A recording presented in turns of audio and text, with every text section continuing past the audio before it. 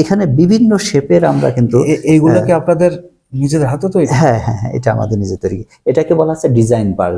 আমরা পার্ল বললেই মনে করি যে এটা মনে হয় পার্ল মানে গোলাকার হয়, তো গোলাকার না। পার্ল 3 ধরনের পার্ল হয়, একটা হলো রাইস পার্ল, একটা রাউন্ড পার্ল, আর একটা ডিজাইন পার্ল। এই 3 ধরনের পার্ল। এগুলো কি ফ্রেম নাকি হচ্ছে? না, এটাই মুক্তা। এটাকে ডিজাইন পার্ল। এটা দিয়ে আমরা সুন্দর লকেট বা টিকলি এটা কিন্তু আমরা তৈরি করতে পারবো। হ্যাঁ, অনেক সুন্দর ডিজাইন। তো অলরেডি এটাকে ডিজাইন পার্ল বলে। হ্যাঁ, তো এই ডিজাইনগুলো আমরা এই যে এখানে ওই যে ঝিনুকের যেটা বললাম, ঝিনুকের এই যে এই শেল থেকে এটাকে ক্রাশ করে আমরা এর যে পাউডার সেটাকে আমরা আঠার মাধ্যমে খামির তৈরি করি। খামিরগুলো ডাইসে ফেলে আমরা এই ধরনের নিউক্লিয়াস তৈরি করি।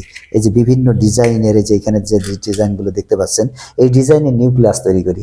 এই নিউক্লিয়াস বা ইমেজগুলো আমরা জীবিত ঝিনুককে অপারেশন করে আমরা তার শরীরের ভিতরে ঢুকাই দিই।